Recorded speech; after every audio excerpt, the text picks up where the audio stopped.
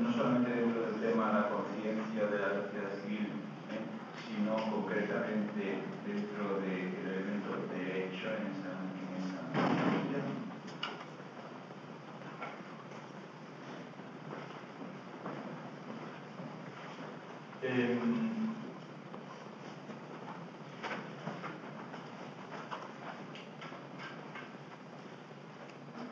Hemos conectado la noción derecho con la noción garantía a través de esa conexión semántica que hemos establecido de uno al otro lado, de la fórmula que hemos empleado, que hemos introducido unas definiciones.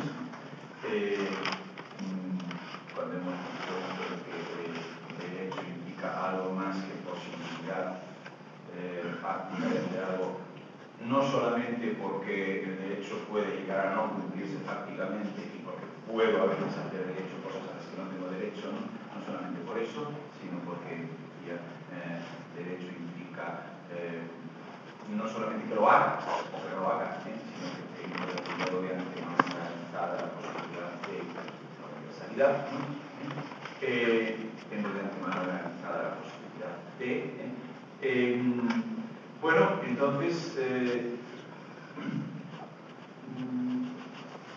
es evidente dentro de ese mismo modelo que expresa la conciencia de la sociedad civil, es evidente que, garantía, o sea, tengo garantizada la posibilidad de,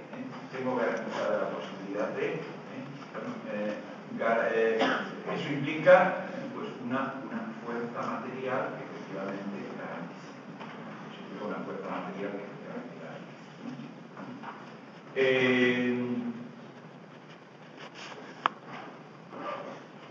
Es decir,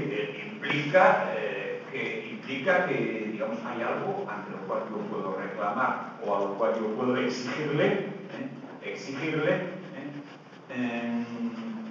que en efecto proteja eficazmente esa posibilidad que yo se supone que tengo garantizada, y si esto no la tendría garantizada, de poder hacer aquello tal y bajo todo aquello tal y bajo condiciones tales que el hecho de que yo lo haga tal, ¿no? Por ejemplo, de expresarme libremente, pongamos por caso, ¿no? O simplemente de circular por aquí, por aquí, por lo que sea, ¿no? De circular por aquí, con la única condición de que mi circular por ahí esté regulado de tal manera que eso que yo puedo hacer, no sea incompatible con que otro dentro de las mismas reglas pueda también hacerlo, ¿no? Bueno, el que haya garantía, el que yo pueda hacer todo eso que según esa regla tengo que poder hacer, pues exige que haya alguna fuerza material que efectivamente me lo garantice, exige que haya alguna fuerza material de la que yo, o sea, mi derecho a hacer eso, ni más ni menos que mi derecho a reclamar que ese derecho sea protegido, es decir, que en efecto haya esa garantía, ¿no? Una fuerza material que efectivamente garantice, ¿no? Y efectivamente, pues ya sabemos que esta fuerza material que hace que el derecho se cumpla, es decir, que hace que yo en efecto sé que me garantiza la posibilidad de ejercer mi derecho, que hace efectiva esa garantía que está implicada en la noción de derecho, bueno, pues que eso es lo que se llama el Estado, ¿no? Eso es lo que se llama el Estado, ¿no? Bueno, entonces, para poner otra ilustración, para presentar otra ilustración histórica por supuesto, esquemática, para poder presentar otra ilustración histórica esquemática de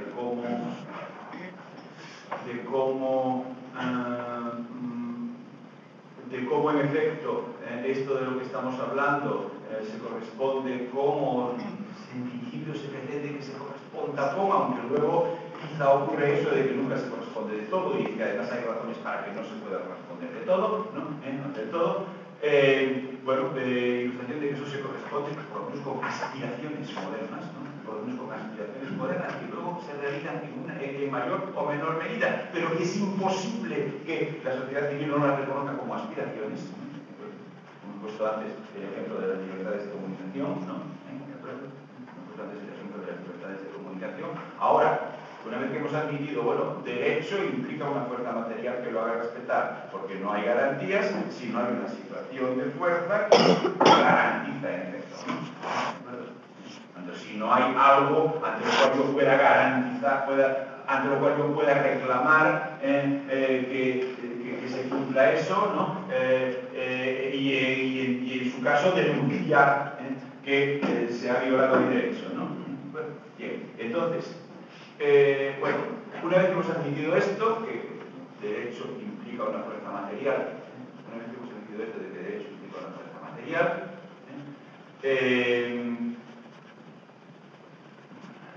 incluso, pues bien, implica una fuerza material suficiente para garantizar, ¿no? O sea, suficiente para generar garantías, ¿no? ¿De acuerdo? Puesto que derecho es garantía, como acabamos de ver hace un momento, ¿no? Implica una fuerza material suficiente para generar garantías. Por lo tanto, una fuerza material superior a cualquier fuerza material particular, ¿no? ¿De acuerdo? ¿Está claro? Una fuerza material superior a cualquier fuerza material particular. Y no lo garantizaría, evidentemente. No garantizaría porque dependería de que la fuerza particular frente a la cual hubiera que ejercer esa garantía fuese o no fuese mayor o menor que la del Estado. ¿Está claro? Para realmente garantizar tiene que ser una fuerza material, digamos, capaz de aplastar, en caso de necesidad, cualquier fuerza material particular. Si no, no garantiza. ¿De acuerdo? Si el Estado es más débil materialmente, que algún poder privado, digamos, más débil materialmente que algún poder. Realmente que en este caso físicamente, ¿no? Si el Estado es más débil físicamente que algún poder privado, entonces no garantiza. Porque en el momento en que tú tengas un conflicto con ese poder privado, no te vale de nada apelar a los órganos del Estado, ¿no? No te vale de nada apelar a los órganos del Estado. Para garantizar, tiene que recordar que tiene que ser más fuerte, que es una fuerza material mayor que cualquier fuerza material particular, individual o privada, ¿no? Individual o colectiva, pero privada, ¿no? Digamos, si queréis decirlo así, una fuerza material superior a cualquier otra. Así de claro. Superior a cualquier otra. ¿Entendido? Porque si no es superior a cualquier otra, no puede garantizar. No puede garantizar, sino que todo dependerá de que la otra fuerza con la cual haya que enfrentarse para garantizar sea o no sea superior a la del Estado. El Estado tiene una fuerza material superior a cualquier otra. Capaz de aplastar en caso de necesidad. Si no, no garantiza. Si no, no garantiza. Y por tanto no hay derecho. Si no es una fuerza material superior a cualquier otra, no garantiza. Si no garantiza, no hay garantía, y si no hay garantía, no hay derecho. Puesto que derecho es inseparable de garantía. Entonces, una vez sentado esto, siguiendo simplemente lo de la conciencia de la sociedad civil, que se desprende de lo que la sociedad civil es, he visto esto muy claro, la argumentación puede ser un poco más larga o más breve, pero es diáfana, ¿no? Una vez visto esto, pues todavía se siguen más cosas. Que en efecto, pues constituyen también aspiraciones modernas observables que se cumplen o no, pero que son aspiraciones no renunciables. O sea que la sociedad civil no puede funcionar sin reclamarlas, ¿no? Sin reclamarlas. Que es lo siguiente, bueno, hemos hablado de universalidad, hemos hablado, por lo tanto, de yo he de poder hacer todo aquello tal y con condiciones tales que, ¿de acuerdo? Bueno, entonces eso significa también una igual posibilidad por parte de todos, en lo que se refiere al control o a disponer de esa fuerza material superior a cualquier otra, ¿no? fuerza material superior a cualquier otra, pero por así decir, ¿quién dispone de esa fuerza material? ¿Quién dispone de esa fuerza material? Bueno, de lo dicho se sigue también una exigencia de igual posibilidad por parte de todos en cuanto a la disposición de la fuerza material, en cuanto al gobierno, en cuanto al gobierno, no en este caso en el sentido del gobierno, ¿no? Sino el gobierno de decidir por dónde va, cómo actúa, etcétera, de decidir por dónde va, cómo actúa, etcétera. De decidir, por ejemplo, pues cómo se concreta en una situación empírica determinada eso del derecho, es decir, de decidir, por ejemplo, qué reglas determinadas aquí y ahora en un momento dado hay que establecer para que en efecto el derecho se cumpla, ¿no? Para que en efecto el concepto general de derecho se cumpla, ¿no? O sea, ese concepto general de derecho que hemos formulado, pues exigirá una concreción en cada momento, ¿no? Exigirá en cada momento un conjunto de decisiones y de reglas que lo organizativo, que sean las decisiones necesarias para que en efecto, para tratar de conseguir en la mayor medida posible que en efecto yo pueda hacer probabilidad tal o condiciones tales que, ¿no? Entonces, bueno, esto significa una serie de decisiones por parte de esa fuerza material superior a cualquier otra, y que en efecto tiene que ser superior a cualquier otra para poder garantizar una serie de decisiones controladas. ¿Quién toma las decisiones? ¿Quién controla las decisiones? ¿Quién es el que ejerce esa fuerza material? ¿No? ¿Quién es el que ejerce esa fuerza material? Bueno, el principio que se ha seguido antes, pues que se ha formulado del principio general de derecho, se sigue pues, un igual derecho por parte de todos a entrar en ese juego, a tomar parte de ese control. Es decir, digamos, se sigue una igualdad de derecho, no ya respecto al propio movimiento de la sociedad civil, no ya respecto a las decisiones a tomar por cada uno en su esfera privada, ¿no? Sino también en lo que se refiere a las decisiones referentes a la gestión de la propia fuerza material llamada Estado. Las decisiones referentes a la gestión de la propia fuerza material llamada Estado. Decisiones referentes a la gestión del Estado, o sea, decisiones, se suele llamar así, se suele decir direcciones políticas. ¿De acuerdo? Se suele decir así, ¿no? Hasta el momento cuando hablábamos de derecho, y de yo puedo hacer todo aquello tal y bajo condiciones tales que estábamos hablando solamente de decisiones individuales y privadas, ¿no? De decisiones sobre la conducta de cada uno, ¿no? Sobre la conducta de cada uno. Ahora, por ese argumento que he formulado, pues hemos pasado a hablar de decisiones que ya no son sobre la conducta de cada uno, sino sobre la propia conducción del aparato de Estado, ¿no? Sobre la propia conducción del aparato de Estado, ¿no? O de la fuerza material de Estado, ¿no? A este segundo tipo de decisiones las llamamos decisiones políticas. A las anteriores llamarles, si queréis, decisiones civiles, ¿no? Civiles, las anteriores, políticas estas, ¿no? Civiles, las anteriores, políticas estas. Bueno, pues también en cuanto a la posibilidad de las decisiones políticas, en cuanto a la participación en las decisiones políticas, tiene que haber igual posibilidad de principio por parte de todos, ¿no? Entonces, pues, una cosa que no voy a desarrollar en detalle, pero que más o menos todo el mundo conoce, que es eso del voto, ¿no? El llamado sufragio universal, ¿no? El llamado sufragio universal, Ojo, y esto lo digo como apunte en esa dirección de que estas cosas que parecen muy evidentes, sí, lo son, claro, son tan evidentes que resulta hoy en día muy difícil incluso el razonarlas en concreto, porque necesitamos descubrir el Mediterráneo, parece, ¿no? Pero que luego resulta que tan evidentes que a uno le parece que se están cumpliendo de una manera obvia, y no es verdad, no se están cumpliendo de una manera obvia, porque ni siquiera el sufragio universal, no digamos lo de las libertades de comunicación, que eso sabe mucho que hablar, ¿no?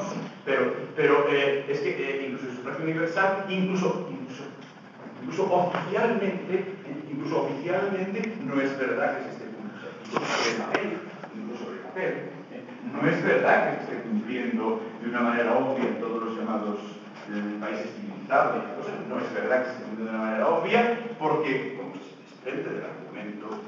se desprende del argumento que he formulado, el sufragio universal implica no solamente que vote todo el mundo, sino que el voto de cada uno vale igual que el voto que el voto de unos vale igual que el voto de otros, ¿no?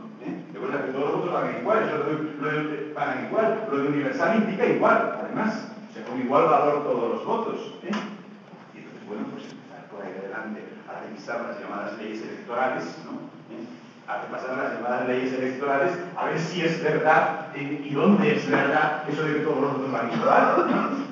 ¿De acuerdo? Pero es evidente que no, es evidente que hay una manipulación, y que además la manipulación dista mucho de ser puramente técnica y puramente desinteresada, ¿no? Evidentemente la cosa está manipulada para escorar en un sentido determinado o en otro sentido determinado, ¿no? O sea, no es que eso que se está cumpliendo, obviamente no es verdad, implica también que todos los votos van igual, ¿no? Como se desprende del argumento que hemos dicho, ¿no? O sea, si es igual posibilidad de participación por parte de todos, significa no solamente votos, sino más voto igual. Voto igual, ¿no? Bien. Por otra parte, se constata otra cosa, en este conjunto limitado de ilustraciones que estamos haciendo de las consecuencias del concepto de derecho. O si del propio concepto de derecho se siguen algunos, digamos, contenidos irrenunciables, por ejemplo, las libertades de comunicación, por ejemplo, el sufragio universal, ¿no? Pues, está, y por lo tanto igual. Entonces, bueno, se sigue esto, bueno, aunque solo sea con estas ilustraciones limitadas, estamos diciendo, se percibe una cosa que también es muy importante, que es, digamos, la inseparabilidad de estos elementos unos con respecto a otros. Digamos, es imposible una situación que perturbe uno de esos elementos sin perturbar al mismo tiempo los demás. ¿De acuerdo? Por tanto, ahí estamos hablando de una forma, por así decirlo, indivisible e irrompible. No es simplemente una suma de notas, sino que ahí hay algo indivisible e irrompible. No vamos a seguirlo en detalle, pero es bastante fácil ver cómo en efecto, pues, a ver, por ejemplo,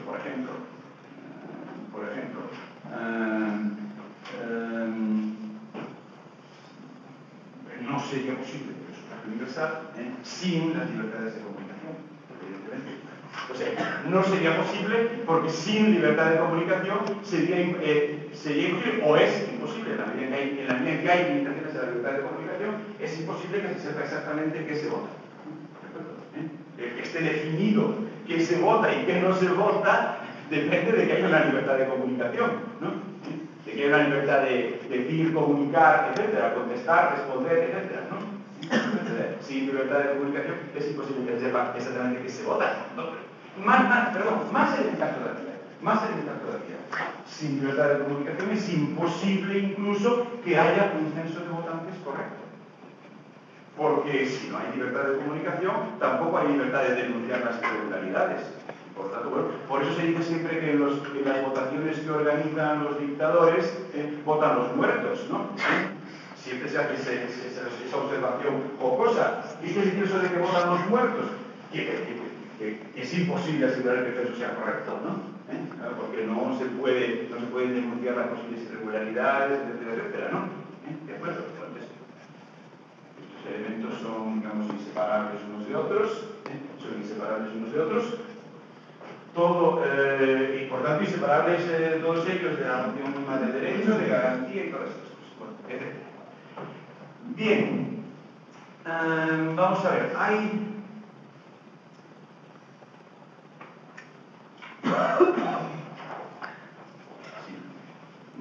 una cosa de la que quería hablar, pero que no voy a hablar ahora porque lo voy a hacer el próximo día, porque voy a cambiar un poco el orden como lo tenía previsto.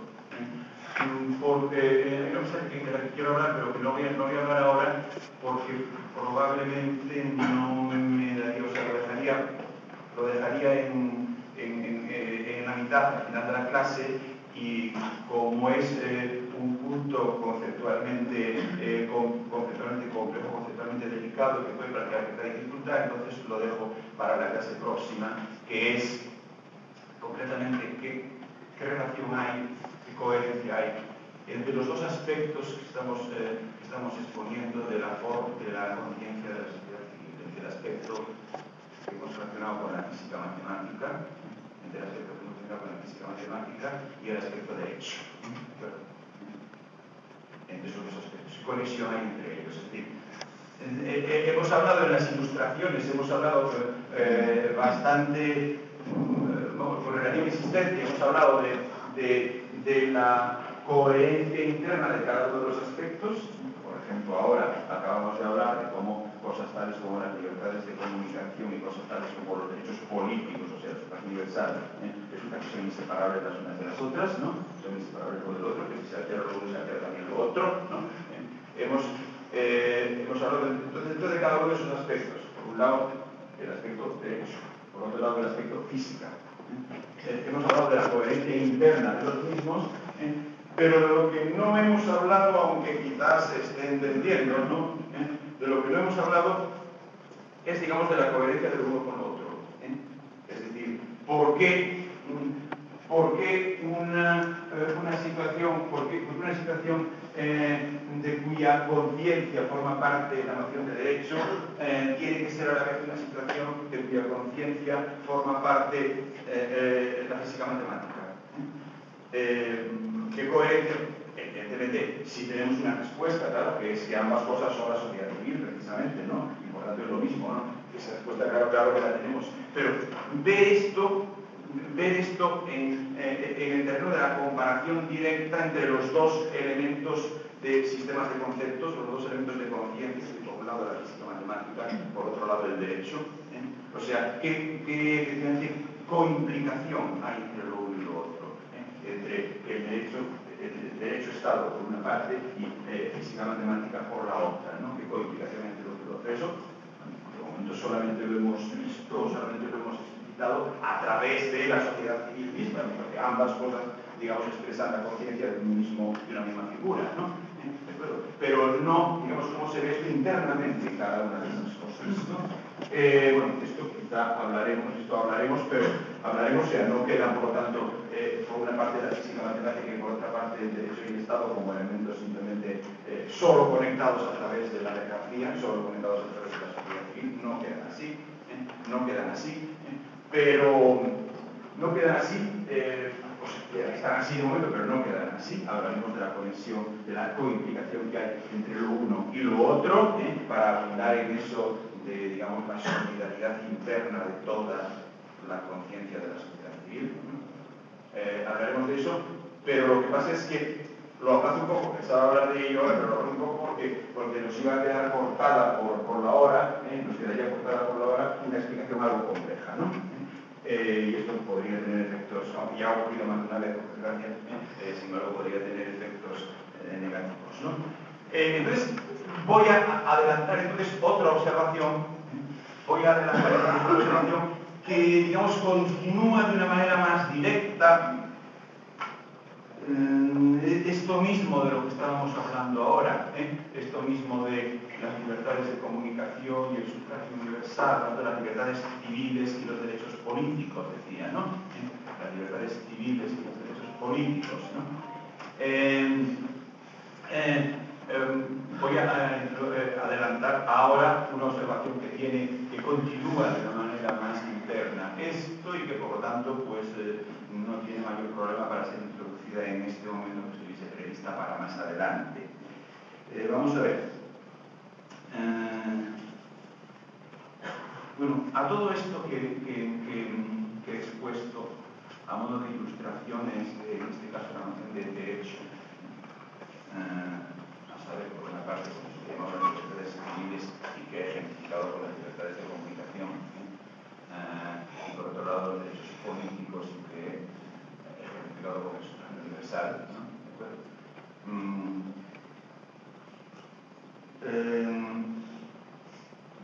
A todo esto, a esta figura coherente de la cual forman parte esas cosas, que ya hemos visto no son separables unas de otras, hasta tal punto que cuando se restringe una, inevitablemente se restringen también las otras. A este conjunto, a esta forma constituida por libertades de comunicación, sufragio universal, y quizá algo más, pero ha salido suficientemente, libertades de comunicación, sufragio universal. Esta forma, independientemente de que aquí la hayamos visto y lo mantenemos como inherente a la noción misma de derecho en general, y por lo tanto inherente a la noción misma de Estado en general, porque lo he dicho, por Estado no entendemos otra cosa que la fuerza material que ha de ser superior a cualquier otra para que pueda garantizar el derecho, ¿no? ¿De acuerdo? Para que pueda ejercer la garantía en la cual consiste la noción de derecho, ¿no? ¿De acuerdo? Independientemente de que aquí eso de las libertades de comunicación, esa forma, ¿vale? Por las libertades de comunicación universal, la hayamos visto como simplemente algo que se sigue tautológicamente de la noción misma de derecho y de la noción misma de Estado. Independientemente de que lo visto así.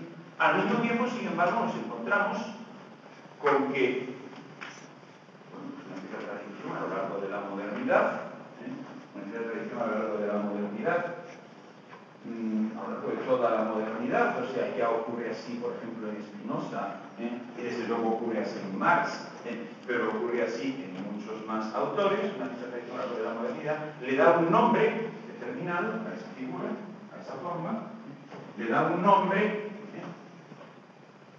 que parece, suena un poco como el nombre de una forma o de un modo de Estado, de un sistema determinado de derecho, ¿no? Puesto que incluso es un nombre compuesto de sustantivo y adjetivo, ¿no? Es un nombre compuesto de sustantivo y adjetivo que puede pues, dar la impresión de ser eso como algo más general, que esto trae algo más particular, que estoy refiriendo al nombre República Democrática. República Democrática. Aparece en toda la modernidad en diversos autores como designación de esta figura que acabo de ver en este momento, constituida por las libertades de comunicación y el sufragio universal, nada más cosas, pero desde luego esas seguro, ¿no? Desde luego esas seguro, las libertades de comunicación y el sufragio universal. República Democrática bueno, República Democrática o simplemente democracia, a secas, ¿no? República Democrática o simplemente democracia, a secas. De hecho, aparece a lo largo de la modernidad este término, estos términos, por supuesto, empleados siempre como sinónimos. Siempre se ha dicho, o sea, siempre se han empleado las dos palabras indiferentemente la una o la otra, y a veces el mismo párrafo, la una y luego la otra, sin establecer ninguna diferencia entre lo uno y lo otro. O sea, ese invento posterior de que puede haber cosas que sean democracias sin ser repúblicas, que sean monarquías o algo así, forma parte del cambalache del que os hablaba hace un momento. O sea, eso de, digamos, leer esto con una cierta amplitud de miras, ¿no? O sea, de hacer digamos, mangas y capirotes y todas estas cosas, ¿no?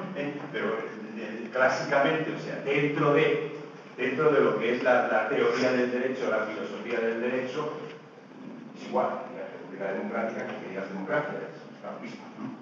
Significa lo mismo, ¿no? Significa lo mismo, a saber, es esa figura de la que forman parte de sus elementos, ¿no? Esa figura de la que forman parte de sus elementos. Más, incluso algunas que posiblemente se siguen de ellos, ¿no? Entonces, la presencia de este término, República Democrática, bueno, es una palabra latina y una palabra griega, ¿no? O sea, etimología, una palabra latina y una palabra griega, ¿no? Vamos a dejar la palabra latina porque, bueno, podemos hasta cierto punto admitir que eso no quiere decir nada más que simplemente Estado, ¿no? Eso de república, ahí prácticamente sinónimo de Estado, ¿de acuerdo? O sea, es verdad que tiene las implicaciones que he dicho antes, de que si es república, pues por ejemplo no es una monarquía o algo así, es verdad que tiene esas implicaciones, ¿no? Pero en cualquier caso pues las tiene porque eso se considera de alguna manera inherente a la noción misma de Estado, tal como teóricamente le hemos deducido, ¿no? Por tanto, vamos a dejar la palabra latina que no plantea mayores problemas, en cambio la palabra griega sí plantea unos problemas importantes. No por ser griega en este caso, no por ser griega, es decir, vamos a permitirnos pasar de cualquier averiguación sobre qué significa en griego la palabra democracia, ¿no? Vamos a permitirnos pasar de eso porque nos llevaría muy lejos.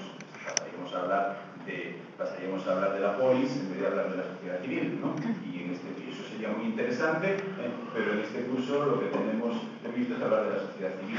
Entonces vamos a dejar fuera el hecho de que esa palabra sea griega de los griegos antiguos, vamos a olvidarnos de qué significa democracia realmente en griego, asumiremos que no tiene por qué tener nada que ver, no tiene por qué, lo estoy diciendo si tiene o no tiene algo que ver, no tiene por qué tener nada que ver con lo que significa democracia en moderno, puesto que por la sencilla razón de que el uso de palabras griegas para construir neologismos modernos es una cosa habitual y que no implica ninguna relación real con la antigüedad. Por ejemplo, también teléfono es una palabra griega y sin embargo los griegos no tenían teléfonos en absoluto ni sabían lo que podía ser eso, ¿no? O sea que podemos despreocuparnos de lo que pueda significar en griego.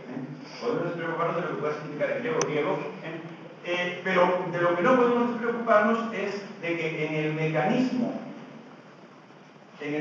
de formación,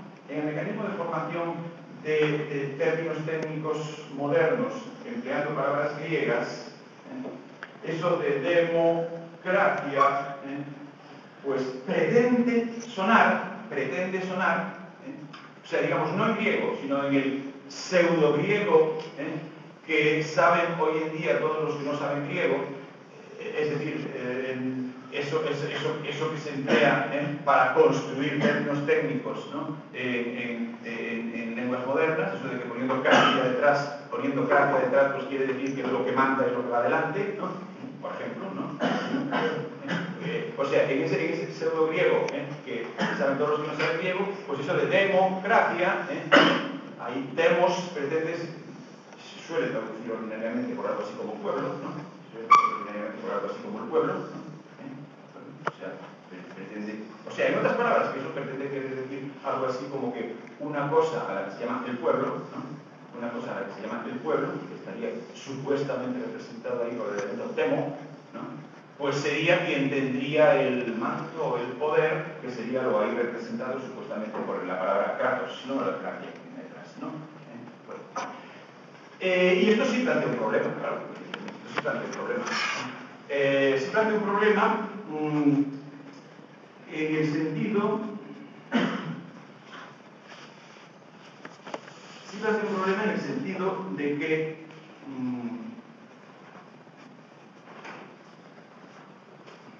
en el sentido de que hemos empezado para deducir todo este aparato de la conciencia de la sociedad moderna, y en especial para deducir el lado derecho, y por lo tanto el lado del Estado, por lo tanto esto es lo que estábamos ahora,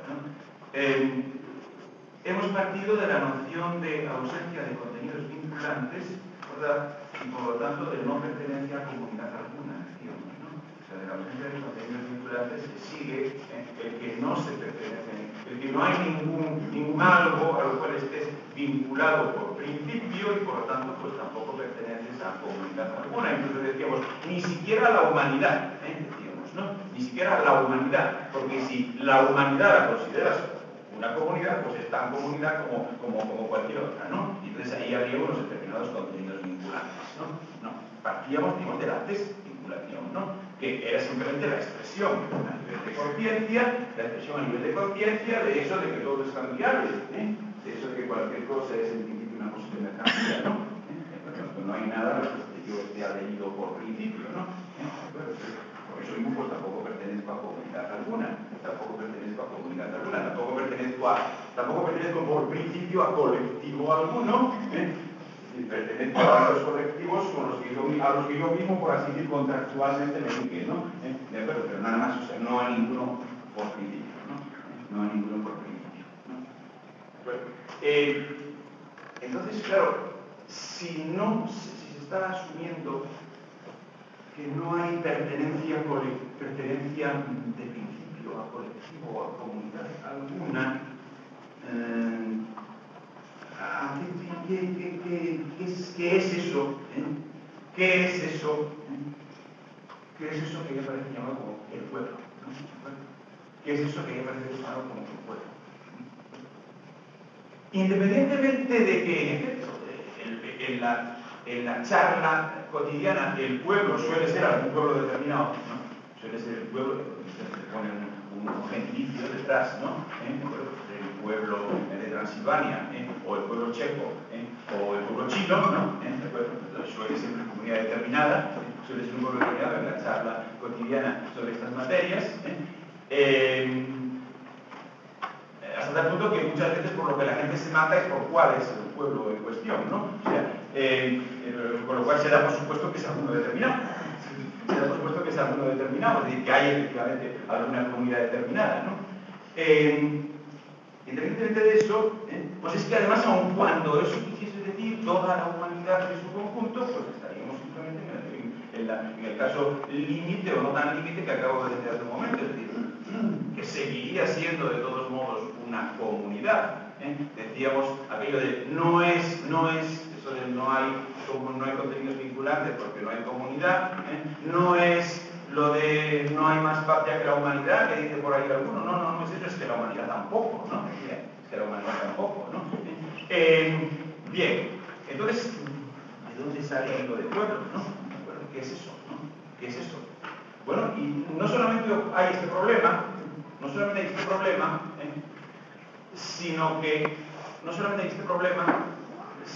que además es que efectivamente ese problema está incluso contradictoriamente confirmado por el propio discurso cotidiano, ¿no?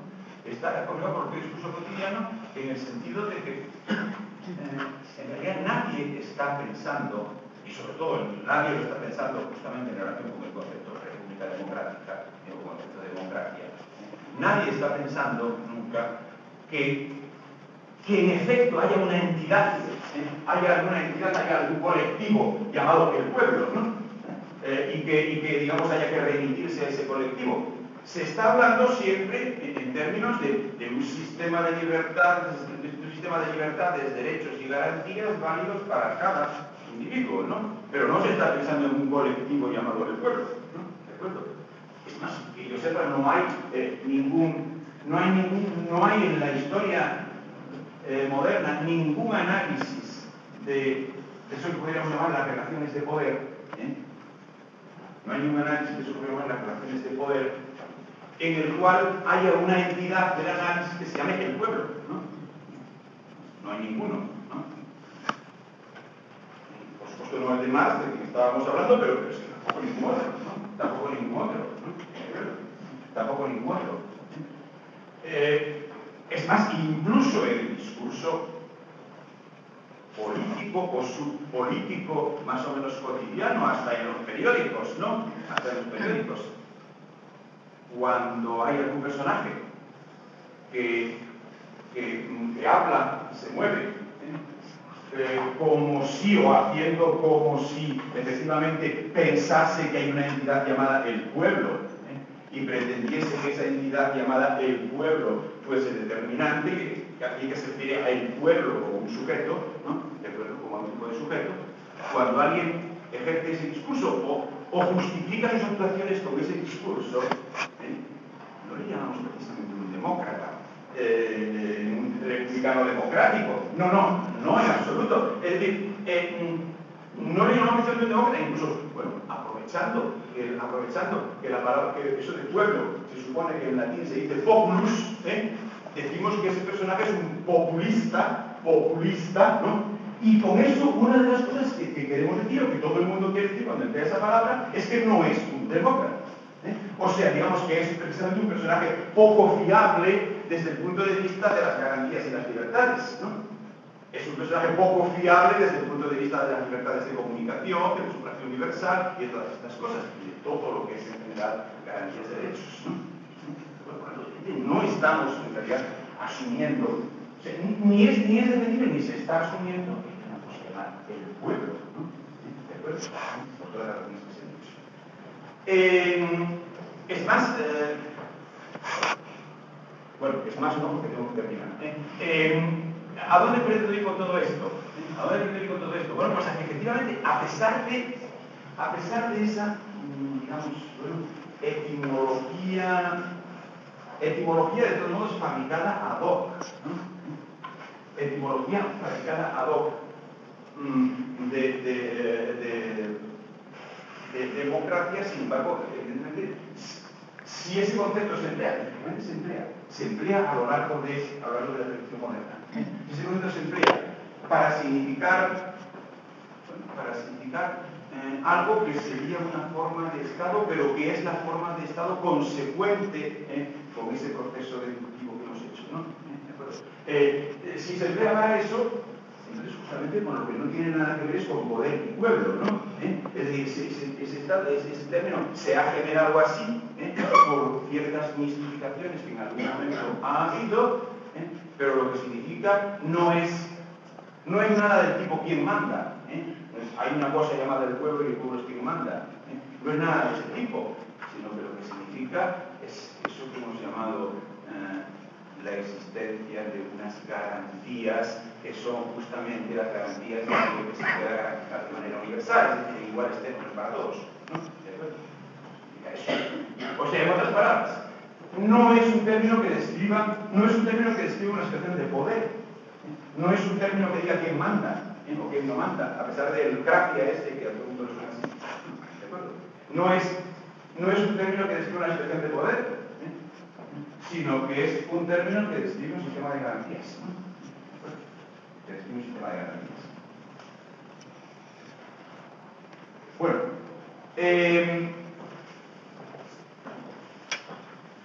de hecho esto lo es además en todos los pensadores modernos, directa o indirectamente. He dicho, el término empieza ya por Spinoza y por ejemplo sigue en Marx.